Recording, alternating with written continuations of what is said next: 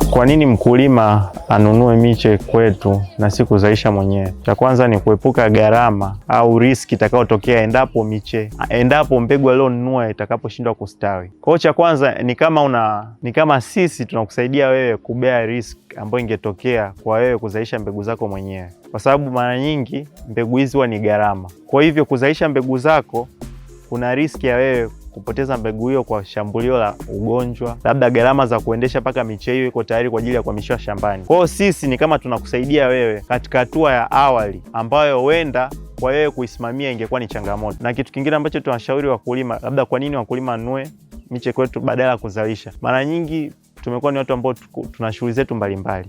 Kwa hivyo unakuta ni mfanyakazi wa kawaida, kila asubuhi mpaka jioni upo kazini, unarudi umechelewa. Kwa unakuta wakati wa kufanya kuangalia zile nyanya kwa ukaribu na kosa. Kwa unakuta ni rahisi kwa zile nyanya kushambuliwa na magonjwa pasipo wewe kujua.